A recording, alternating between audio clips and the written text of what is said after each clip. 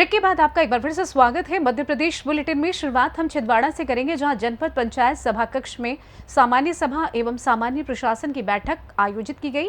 साथ ही बात होगी डिंडोरी की, जहां पर मां नर्मदा का पवित्र जल लेकर कांवड़ियों का जत्था अमरकंटक स्थित जलेश्वर धाम के लिए हुआ रवाना। ऐसी तमाम खबरों पर करेंगे विस्तार से चर्चा। छिंदवाड़ा की जुन्नारदेव जनपद पंचायत सभा कक्ष में सामान्य सभा और सामान्य प्रशासन की बैठक आयोजित की गई। बैठक में मुख्य कार्यपालन अधिकारी रश्मि चौहान, जनपद अध्यक्ष सविता बोसम, जनपद सदस्य स्वास्थ्य, शिक्षा, वन, महिला, बाल विकास समेत विभिन्न विभागों के अधिकारियों ने भाग लिया। इस दौरान मध्य प्रदेश सरकार की जन कल्याणकारी योजनाओं की समीक्षा की गई। साथ ही प्रधानमंत्री आवास योजना, जल जीवन मिशन, खाद्य अनुदान, वन विभाग, शून्य शिक्षकीय स्कूल, अतिथि शिक्षकों की व्यवस्था, मिड डे मील संचालन और अन्य विभागीय योजनाओं की प्रगति पर विस्तार से चर्चा की गई। जुन्नारदेव छिंदवाड़ा से सीनू संवाददाता वीरेंद्र अग्रवाल के साथ कैमरामैन सानू की रिपोर्ट। सावन माह के पावन अवसर पर डिंडोरी से मां नर्मदा का पवित्र जल लेकर कांवड़ियों का जत्था शुक्रवार सुबह अमरकंटक स्थित जलेश्वर धाम के लिए रवाना हुआ। शिव भक्तों ने हर हर महादेव और बोलबम के जयघोष के साथ भक्ति और उत्साह के माहौल में यात्रा शुरू की। कांवड़िए सोमवार को जलेश्वर धाम पहुंचकर भगवान भोलेनाथ का मां नर्मदा के जल से अभिषेक करेंगे। सावन में निकलने वाली ये कांवड़ यात्रा क्षेत्र की आस्था और धार्मिक परंपरा का प्रमुख हिस्सा है, जिसमें हर साल बड़ी संख्या में श्रद्धालु शामिल होते हैं। डिंडोरी से सीनू संवाददाता कमलेश पाठक की रिपोर्ट। डिंडोरी के बजाज थाना क्षेत्र के आमाडोह के पास शुक्रवार देर रात एक तेज रफ्तार ट्रक अनियंत्रित होकर पलट गया, जिसमें सवार 2 लोग घायल हो गए। दोनों घायलों को स्थानीय लोगों की मदद से सामुदायिक स्वास्थ्य केंद्र बजाग पहुंचाया गया, जहां उनका इलाज जारी है। जानकारी के अनुसार ट्रक क्रमांक UP 93805098 छत्तीसगढ़ से सतना जा रहा था। तभी चालक वाहन से नियंत्रण खो बैठा। सूचना मिलते ही बजाग थाना पुलिस मौके पर पहुंची और जांच शुरू कर दी। प्रारंभिक जांच में हादसे की वजह तेज रफ्तार और वाहन से नियंत्रण खोना बताई जा रही है। दुर्घटना के कारण कुछ समय के लिए यातायात प्रभावित रहा, जिसे बाद में सामान्य कर दिया गया। बजाग से सीनू संवाददाता कमलेश पाठक की रिपोर्ट। मध्य प्रदेश के जल संसाधन मंत्री तुलसी सिलावट को इंदौर जिला न्यायालय से बड़ी राहत मिली है। साल 2020 में सांवेर विधानसभा उपचुनाव के दौरान कोविड-19 गाइडलाइन उल्लंघन के मामले में कोर्ट ने साक्ष्यों के अभाव में उन्हें बरी कर दिया। आरोप था कि चुनाव प्रचार के दौरान तय सीमा से अधिक भीड़ जुटाई गई थी, जिसके बाद महामारी अधिनियम सहित अन्य धाराओं में मामला दर्ज हुआ था। सुनवाई में अभियोजन पक्ष आरोपों को साबित नहीं कर सका, जिसके चलते न्यायालय ने करीब 6 साल पुराने मामले का निपटारा करते हुए तुलसी सिलावट को दोष मुक्त कर दिया। सांवेर विधानसभा का जो चुनाव था, उस समय कोविड का प्रोटोकॉल होने के कारण पुलिस के द्वारा 188 का प्रकरण दर्ज किया गया था। न्यायालय ने उसका संज्ञान लिया। गवाह हुए, पूरे सभी आईओ के गवाह हुए, बयान होने के बाद बहस हुई और न्यायालय के द्वारा तमाम तथ्यों को नज़रअंदाज रखते हुए आज हमारे बड़े भाई माननीय सिलावट जी को, दिलीप चौधरी जी को एक्यूटल कर दिया, बरी कर दिया। और ऐसा पाया कि चुनाव प्रचार के दौरान ऐसा प्रोटोकॉल का माननीय सिलावट जी ने कोई उल्लंघन नहीं किया था। कोर्ट ने ऐसा पाके कोर्ट ने बरी कर दी। अभी आपने वकील साहब ने बोला, विस्तार पूर्वक उन्होंने कहा 188 का प्रकरण था, आज उससे हम बरी हो गए। इसके लिए वकील साहब को धन्यवाद। इंदौर से सीनू संवाददाता अंकित की रिपोर्ट। उज्जैन जिले की खाचरौद तहसील के दिवेल गांव में ग्रामीणों ने नशा मुक्त गांव बनाने की पहल करते हुए नशा मुक्ति अभियान शुरू किया है। ग्रामीणों ने आबकारी अधिकारी विजय मीणा को ज्ञापन सौंपकर आरोप लगाया कि गांव में बिना लाइसेंस शराब की दुकान संचालित हो रही है और उसे तत्काल बंद कराया जाए। उनका कहना है कि शराब की वजह से कई लोग इसकी लत का शिकार हो चुके हैं और गांव में शराब की दुकान नहीं होनी चाहिए। ग्रामीणों का कहना है कि अभियान के तहत लोगों को नशे के दुष्परिणामों के प्रति जागरूक किया जा रहा है। जीवन सिंह गुर्जर ने बताया कि युवाओं का भविष्य बचाने के लिए पूरा गांव एकजुट है और सभी से इस मुहिम में शामिल होकर नशा मुक्त समाज बनाने की अपील की जा रही है। सर, आज दिवेल ग्राम पंचायत से कुछ ग्रामीण के लोग आए, एक शराब मुक्त अभियान को लेकर उन्होंने आज आपको एक आवेदन दिया है। सर, इस पर क्या कुछ कार्रवाई होगी? जो शिकायत है उसकी जांच करेंगे और यदि कहीं अवैध मौजूदा का विक्रय हो रहा तो उसको बंद करेंगे और आपका विभाग इसमें कार्रवाई करेगा। सर, कोई महिला का सुना है कि कोई महिला वहाँ पे दारू बेचती है और वो महिला मतलब अभी आपको जब आवेदन दे रहे थे तभी इन लोगों ने बताया, बोले को 2-2 हज़ार रुपये गाड़ी वालों को देते हैं कि ये क्या कुछ मामला है? इस संबंध में जानकारी लें, जाँच करने के बाद ही आपको बता पाएंगे कि ये क्या मामला है। ठीक सर, कब तक का आप आश्वासन दे रहे सर इनको? कब तक? 3 दिवस में कार्रवाई कर लेंगे। दादा क्या नाम है आपका? मेरा नाम जीवन सिंह है। कौन सी ग्राम पंचायत में निवास करते हैं आप? पंचायत डीएल। आज एक शराब नशा मुक्त करने के लिए आप आए हो। आज आपने आपके अधिकारी को आपने एक ज्ञापन भी दिया है। क्या कुछ आपके प्रमुख मांगे हैं? प्रमुख मांगे ये है कि हमारे ग्राम पंचायत डीएल में शराब बिकना नहीं चाहिए कोई सा भी। और हमारी लेडीज से लेकर सारे लोग परेशान हैं वहाँ पे। और अभी जो ये योजना के पैसे आए हैं वो पैसे 2 रुपये किसी को घर नहीं मिले हैं। ये फिर योजना कौन सी योजना के पैसे आए थे जैसे आपको? अभी ये मुख्यमंत्री लाडली बहना की योजना के अंतर्गत जो पेमेंट डलता है वो मुख्यमंत्री वाले जो सम्मान निधि आई थी। अच्छा, सम्मान निधि। हाँ, तो एक भी पैसा किसी लेडीज को नहीं मिला, ना उसके घर में उपयोग हुआ है। सिर्फ शराब की दुकान पे उपयोग हुआ है वो। और इसी चक्कर में हम बोल रहे हैं कि हमारे यहाँ शराब नहीं बिकना हमारे ग्राम पंचायत दिवेल में। और ये ग्राम पंचायत वो सरपंच साहब सारे ने लिख के दिया यहाँ पे। अभी जब आप एक सर को जब ज्ञापन दे रहे थे वहाँ पर आपने एक 2,000 रुपये का कुछ मैटर बताया था। कोई लेडीज, वो क्या कुछ मामला था? तो गाड़ी वाले रिश्वत ले रहे हैं ना। कौन आते हैं रिश्वत लेने की? ड्राइवर लेते हैं गाड़ी ले। वो कल डलवाए मेरे पास स्कूल शॉट भी पड़ा हुआ जो है। शराब की जो गाड़ियाँ लेके आते हैं वो उनसे रिश्वत शॉट भी पड़ा हुआ है। देने वाला कौन है? 2000 देने वाला कौन है? देने वाला नहीं, उसने पैसे डले रात को। तो मेरे को पता चला कि ऐसा हुआ तो मेरे पास स्कूल शॉट भी आया था उसका। हाँ, अब देने वाला मेरे को तो शराब मुक्ति चाहिए वहाँ पे। भैया कौन से गांव निवास करते हैं आप? दिवेल गाँव। क्या नाम है आपका? शंभू सिंह गुजर। अच्छा गुजर साहब, मेरे को एक चीज़ बताइए। आपके यहाँ पर आपके अधिकारी को आपने एक ज्ञापन दिया है।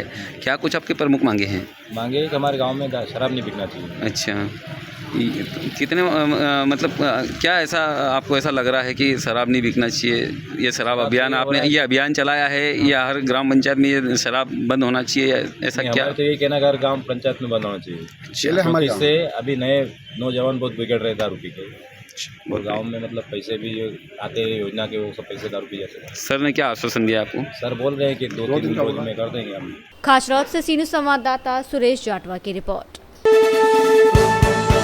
सिंगरौली जिले के सरई थाना क्षेत्र की बरका चौकी अंतर्गत अधियरिया गांव के पास पठारीदह जंगल में 18 वर्षीय किशोरी सुखमंती सिंह का शव मिलने से सनसनी फैल गई। चरवाहों की सूचना पर पुलिस मौके पर पहुंची और शव को कब्जे में लेकर पोस्टमार्टम के लिए भेज दिया। परिजनों के अनुसार किशोरी शनिवार सुबह गन्नई गांव में धान रोपाई के लिए गई थी, जहां से बाजार जाने की बात कहकर निकल गई थी और बाद में उसका शव जंगल में मिला। पुलिस ने पंचनामा कार्रवाई शुरू कर मामले के सभी पहलुओं की जाँच शुरू कर दी है। पोस्टमार्टम रिपोर्ट के बाद ही मौत के कारणों का खुलासा हो सकेगा। सिंगरौली से सीनू संवाददाता मिथिलेश की रिपोर्ट। जनपद शिक्षा केंद्र घनसौर के संकुल गोटखेड़ा अंतर्गत शासकीय प्राथमिक माध्यमिक शाला भट्टी टोला में शौचालय मरम्मत की राशि में लापरवाही का मामला सामने आया है। शासन द्वारा डीजीगो माध्यम से बालक बालिका शौचालय की मरम्मत के लिए स्वीकृत राशि प्रधान पाठक के खाते में भेजी गई थी, जिसके बाद कार्य जल्द पूरा कराने के लिए प्रधान पाठक ने ठेकेदार के खाते में 40,000 रुपये ट्रांसफर किए। आरोप है कि राशि लेने के बाद ठेकेदार ने कई महीनों तक काम में टालमटोल की और अब काम अधूरा छोड़कर गायब हो गया है। शौचालय अधूरा होने से छात्र छात्राओं को परेशानियों का सामना करना पड़ रहा है। मामले को गंभीरता से लेते हुए प्रधान पाठक ने ठेकेदार के खिलाफ पुलिस में एफआईआर दर्ज कराने की तैयारी शुरू कर दी है, ताकि शासन की राशि का दुरुपयोग करने वालों का उन पर कार्रवाई हो सके। पंच हैं आप यहाँ से? जी सर, वार्ड नंबर 13 जैसा कि आप देख रहे हैं भट्टी टोला स्कूल उन्नयनशाला में शौचालय का कार्य नहीं हुआ है। काफ़ी समय से राशि डल चुकी थी, जैसा कि मां साहब ने बताया। जी सर, इसके बारे में बताइए। अभी वर्तमान में सर 1 वर्ष होने जा रहे हैं।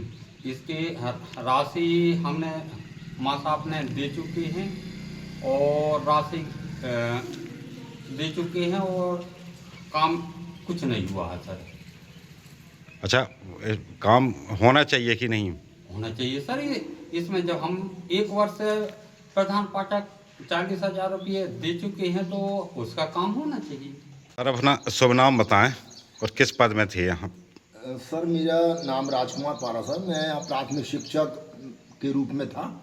अभी 31 तारीख को मेरा रिटायरमेंट हो चुका है, तो मैं गांव में रहता हूँ, बाकी यहीं रहा प्रधान पाठक के रूप में मैं। सर आपके जो टॉयलेट मरम्मत की राशि आई है उसमें काफ़ी समय से कार्य नहीं हुआ है, क्या कारण? जी सर, ये पिछले साल ये लगभग ध्यान तो नहीं है, जून के आसपास ये पैसा आया है इसका शौचालय मरम्मत का। तो इसी समय बरसात लग गई, तो बरसात में मैं अभी यहाँ रास्ता तो देखें आपने, अभी भी काफ़ी दिक्कत है यहाँ आने में। तो उस समय मैंने सोचा कि इसको जुलाई में इसको कर दूं, लेकिन जिनसे भी ट्रैक्टर वालों से मैंने बात किया कि भैया यहाँ रेत पहुँचना है और ये तुम्हारे से गिट्टी ईंट पहुँचना है। तो सब लोगों ने, जितने भी जो ट्रैक्टर वाले थे, उन्होंने कहा कि भैया अभी तो यहाँ सब कीचड़ है, पानी भरा है और हमारी गाड़ी फंस जाएगी, जिम्मेदार कौन होगा, और हम जाएंगे भी तो रोड में उतारेंगे सामान। रोड से तुमको कम से कम 500 मीटर 400 मीटर तुमको 200 मीटर अंदर तक तुमको सामान ढुलाना पड़ेगा। तो मैंने कहा अभी कुछ दिन रुक जाता हूँ। इसी बीच में फिर भलावी सर का फ़ोन आया, बोले यार पारा सर जी, बोले काम स्कूल का, तुम्हारे शौचालय का काम। मैं कहा सर अभी तो बरसात है, मेरे को 1 महीने का समय और दो सर, मेरे को सितंबर के उस तरफ में करवा दूंगा, अभी तो गाड़ी नहीं जा रही वहाँ पे।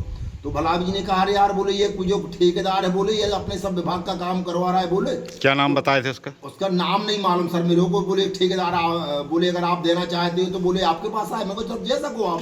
बोले यार इसको तो अभी करवाना पड़ेगा, और नहीं तो बोले कलेक्टर साहब बोले इसमें ऑब्जेक्शन लेके बोले आपको स्पष्टीकरण देना होगा कि बोले क्यों नहीं ये काम हुआ। बोले मेरे को सर अभी तो काम नहीं हो पाएगा किसी स्थिति में, को अभी गाड़ी घोड़ा आने जाने में दिक्कत है, मेरे को 1 महीने के बाद हो जाएगा।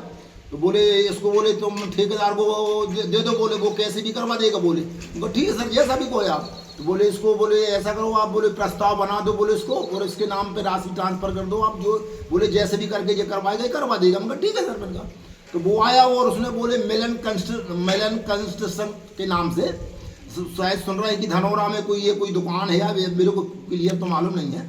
तो बोले उसके नाम से ये प्रस्ताव बना दो, और बोले मैंने तुरंत प्रस्ताव बनाया और बोले ये राशि ट्रांसफर कर दो। तो मैंने तुरंत उसको बालक शौचालय की 20,000 और बालिका शौचालय की 20,000 मैंने तुरंत BRC की वहाँ से जो OTP आई उसके माध्यम से मैंने को ट्रांसफर कर दिया मेलन कंस्ट्रक्शन के नाम से। और तब से मैं इसको फ़ोन लगा रहा हूँ, ये फ़ोन उठाता ही नहीं, और उठाता है भला आजकल करके इस प्रकार से ये कर रहा है।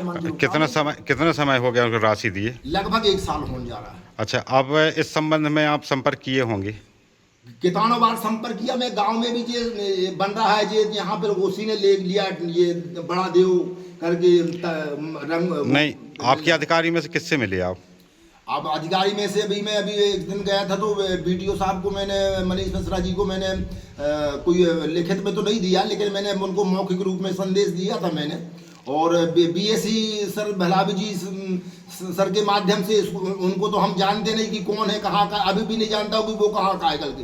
सिर्फ उसका मोबाइल नंबर मेरे पास में, और मेलन कंस्ट्रक्शन के नाम से उन्होंने जो है प्रस्ताव बनवाया था उसी को जानता हूँ मैं। वो मेरे को ये मालूम नहीं है वो कहाँ का है करके। अच्छा सर, कार्य अभी नहीं होता है तो क्या करेंगे आप? कार्य नहीं होता, मैं तो भलावी जी से अभी मैंने संपर्क किया, 2-3 बार गया। अभी तो कल शुक्रवार को भी गया था मैं, और सर के पास गया था, सर जी काम करवाओ नहीं तो FIR करूँगा। तो सर ने बोले, हमसे सुबह बात हुई है उससे, और बोल रहा है ये 2-3 स्कूल है, भट्टी टोला है, साधु टोला है, मानक सराय, इनका काम नहीं हुआ है, तो इनको पहले 2 दिन का समय और 2 दिन में मैं ये काम पूर्ण करवा दूंगा करके ऐसा बोल रहा है। तो कल तो मैं गया था FIR करवाने के लिए उसको। सिवनी से सीनू संवाददाता ईश्वर दीक्षित की रिपोर्ट। फिलहाल के लिए इस खास बुलेटिन में बस इतना ही।